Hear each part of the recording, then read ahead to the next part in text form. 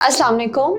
आज हमारे साथ मौजूद हैं एक साइकोलॉजिस्ट डॉक्टर फादिया इरफान। कैसी हैं आप? मैं बिल्कुल। सबसे पहले आप अपना इंट्रोडक्शन करवा दें और उसके बाद आपसे कंसल्टेशंस कैसे ले सकते हैं वो गाइड करते हैं। Assalamu alaikum. This is Fadia Irfan, consultant psychologist, you are certified Reiki healer, hypnotherapist and mindfulness coach.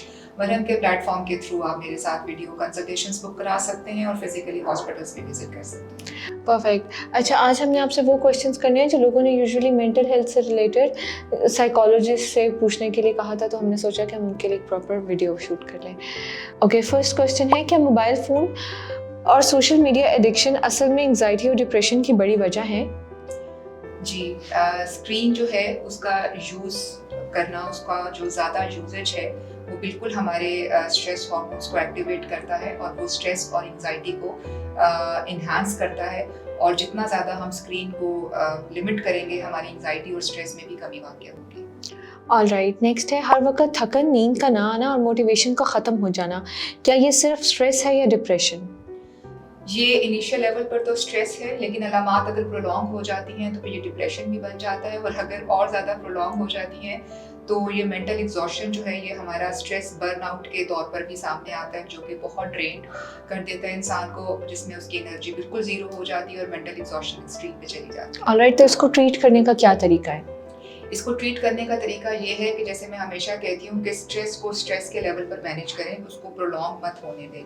जब आपको लगता है कि स्ट्रेस बढ़ रहा है और आप थोड़े से अपने रूटीन में इनएक्टिव होते जा रहे हैं, जो चीज़ें आप रूटीन में कर रहे थे, आप वॉक पर जा रहे थे, एक्सपोज टू नेचर कर रहे थे, अपने आप को कोई फिजिकल एक्टिविटी कर रहे थे, और अब आपके पास टाइम नहीं है और आप बहुत ज़्यादा इन्वॉल्व और इंगेज हो चुके हैं अपने डेली बेसिस के कामों में, थोड़ा सा टाइम निकालें अपने लिए, प्रैक्टिस करें माइंडफुलनेस की, मेडिटेशन करें, डीप ब्रीदिंग करें, नेचर में टाइम स्पेंड करें। ये वो सारी चीजें हैं जो कि आप अगर डेली बेसिस पे करेंगे तो ट्रस्ट मी, आप ये स्ट्रेस, एंजाइटी, डिप्रेशन और बर्नआउट जैसी कैफियत से बहुत दूर रहेंगे। ऑलराइट, नेक्स्ट क्वेश्चन है, क्या पेरेंट्स की स्ट्रिक्ट अपब्रिंगिंग फ्यूचर में बच्चों की सेल्फ एस्टीम डिस्ट्रॉय कर सकती है? बिल्कुल करता है।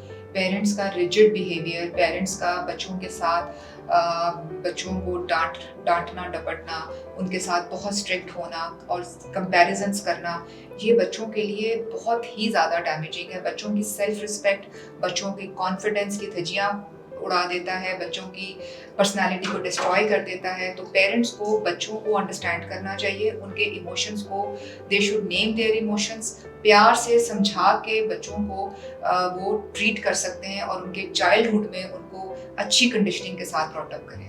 ऑलराइट, नेक्स्ट क्वेश्चन है, हर वक्त नेगेटिव थॉट्स आते हैं मुझे, क्या करूं कि इनसे जान छुट जाए? देखिए, नेगेटिव थॉट्स जो होती हैं ना, हमेशा मैं ये बात कहती हूँ कि जो नेगेटिव थॉट्स होती हैं, ये आपका कभी भी प्रेजेंट मोमेंट नहीं होता। ये हमारा जो दिमाग है ना, उसको बहुत शौक होता है, वो या तो बहुत ज़्यादा पास्ट के ट्रॉमास में स्टक रहता है, उसको मज़ा आता है कि जितना ज़्यादा वो विक्टिम प्ले हो, या वो बहुत ज़्यादा फ्यूचर में खोया रहता है, वो भटकता रहता है फ्यूचर की चीज़ों, प्लानिंग्स के अंदर। तो अगर हम अपने माइंड पर, अगर हमारा सेल्फ कंट्रोल अच्छा हो, जिसकी मैं टेक्निक्स भी सिखाती हूँ अपने पास क्लिनिक में पेशेंट्स को, अगर आपको सेल्फ कंट्रोल आपका अच्छा है तो आप प्रैक्टिस माइंडफुलनेस के साथ आप प्रेजेंट मोमेंट से कनेक्ट कर सकते हैं। जब आप प्रेजेंट मोमेंट से कनेक्ट करेंगे ना, आप अपने इर्द गिर्द देखें, नज़र दौड़ाएं, ग्राउंडेड टेक्निक को फॉलो करें, तो आप पास्ट में या फ्यूचर में नहीं भटकेंगे, और ना ही पास्ट में जाने से आप में डिप्रेशन और स्ट्रेस आएगा, ना ही फ्यूचर के बारे में सोचने से एंग्जाइटी बढ़ेगी। ऑलराइट, मुझे अपने गुस्से पर कंट्रोल नहीं रहता, इसे मैनेज कैसे करूं? देखिए, गुस्सा जो है गुस्सा जो है वो कुछ ऐसी इनवॉलंटरी चीज़ नहीं है। गुस्सा is not that kind of emotion, involuntary emotion which can not be controlled. Anger is something which we do personally and intentionally, by choice करते हैं, बाय फोर्स नहीं करते। अगर हम एंगर बाय फोर्स करना मतलब अगर ये इनवॉलंटरी हो, तो हम अपने बॉस के आगे भी जो है वो बर्स्ट आउट हो जाए, एंगर आउटबर्स्ट हो और हमारी जॉब चली जाए। बट हमें इतनी अकल होती है कि हमने किस प्लेटफॉर्म पे गुस्सा करना है और कहाँ नहीं करना। तो गुस्सा हम करते हैं, गुस्सा हमें आता नहीं है, पहली बात। तो हमें ये समझना चाहिए कि एंगर कंट्रोल मैनेजमेंट टेक्निक जो है वो हम रेगुलर बेसिस पे फॉलो करें। उसमें ये होता है कि आपने अपने आप को पीसफुल एनवायरनमेंट में थोड़ी देर के लिए रखना है। आपका बेडरूम भी हो सकता है, आपका ऑफिस, अगर क्वाइट जो भी आवर्स हैं आपके ऑफिस के, वो भी हो सकता है। आपने अपने माइंड को रिलैक्स करने के लिए डीप ब्रीदिंग करनी है, और कोई भी साउंड जो है एक कंटिन्यूस साउंड, कोई शोर हो सकता है, एसी का शोर हो सकता है, फैन का शोर हो सकता है, आपने एक कंटिन्यूस साउंड अपने बैकग्राउंड में चलाना है, फोकस आपका उस साउंड पे होगा, आंखें आपकी बंद होंगी, स्पाइन आपकी स्ट्रेट है, अगर आप घर में हैं तो आप लेट जाएं रिक्लाइनिंग पोजीशन में, कि आपका जो सर है वो ऊंची हालत में है और आपकी बॉडी ऐसे रिक्लाइनिंग पोजीशन में है। चेयर को रिक्लाइनिंग कर सकते हैं तो इस तरह कर लें, और आपने आंखें बंद करके डीप ब्रीदिंग करनी है। Focus should be on the sound noise coming in the background and do that deep breathing. नाक से नॉस्ट्रिल से इनहेल करें और थोड़ी देर होल्ड रख के माउथ से एक्सहेल करें। 20 मिनट्स आइडियली कहा जाता है, ये एक टेक्निक है proper anger control management technique. Twice a day, every day 20 minutes each time it is recommended. But मैं ये हमेशा कहती हूँ कि अगर आप प्रॉपर तरीके से करें तो एक दफ़ा भी कर लें तो बहुत है। ऑल राइट, नेक्स्ट क्वेश्चन है, फैमिली प्रेशर और एक्सपेक्टेशंस की वजह से स्ट्रेस बहुत ज़्यादा है, इसे कैसे हैंडल करूँ? फैमिली प्रेशर और एक्सपेक्टेशंस सबकी होती हैं, लेकिन हम हैं, दिस इज लाइक, अगर मैं ये कहूँ कि दिस इज अस, जो कि अपनी बाउंड्रीज को हमने सेट करना है। We should set the boundaries. हमें कहाँ नो कहना है, we should know where to say no, we should know where to say yes. हम जब हर चीज़ को यस कहना कहते हैं, हम सबको खुश करने की कोशिश करते हैं, सबके इमोशंस को वैलिडेट करने की कोशिश करते हैं, तो हम अपने आप को इग्नोर कर रहे होते हैं, हम अपनी बाउंड्रीज को ख़त्म कर रहे होते हैं। तो ये आपका इवेंचुअली मेंटल पीस डिस्ट्रॉय करता है। Try to set your boundaries, try to say no when you can not do anything. और इसमें कोई ऐसी बात नहीं है, अपने आप को भी टाइम दें, अपने आप से प्यार करें। ऑल राइट, नेक्स्ट क्वेश्चन है, मुझे अपने बच्चों का बिहेवियर समझने में मुश्किल होती है, उनकी तरबियत के लिए क्या करूँ? टाइम स्पेंड करें उनके साथ, बच्चों को सुने, बच्चों को सुनना बहुत ज़रूरी है। देखें, बच्चे डिफरेंट एज ग्रुप के अंदर होते हैं, बच्चों के कनेक्ट करने से अपने माहौल के साथ, पेरेंट्स के साथ, लोगों के साथ वे आउट डिफरेंट होते हैं। छोटे बच्चे रोते हैं तो वो बेसिकली वो एक उनका मैसेज होता है कि वो हंग्री हैं, उनकी कोई और नीड है, तो वो अपने आप को कनेक्ट करने की कोशिश कर रहे होते हैं।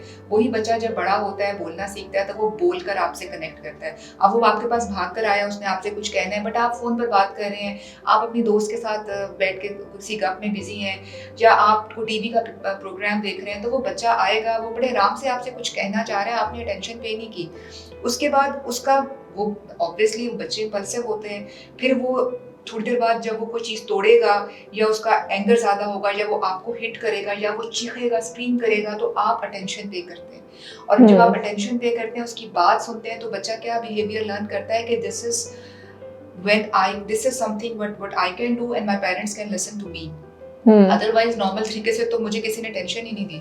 तो this behaviour child is gonna learn, और वो यही वाला बिहेवियर फिर आगे अपना जो है वो इस्टेब्लिश करता जाता है। और ऐसे ही बच्चे ADHD या ODD का शिकार होते हैं और पेरेंट्स उनके एंगर के इश्यूज लेकर फिर हमारे पास आते हैं। ऑल राइट, मतलब ये एक तरह से उनके अटेंशन सीख करने का तरीका होता है, अटेंशन गुस्सा सीखने करना, ये उनका जो उनका एग्रेशन है, that's actually their need to listen to them, और जो कि हम नहीं सुनते जब तक कि वो कोई हमें इस तरह का हमारे साथ कोई एक्सपेरिमेंट नहीं करते कि हम उनको सुनने के लिए मजबूर हो जाए। बिल्कुल ठीक है। नेक्स्ट क्वेश्चन है, मैं हर बात पर ओवरथिंक करती हूँ, इसे रोकना मुश्किल लगता है।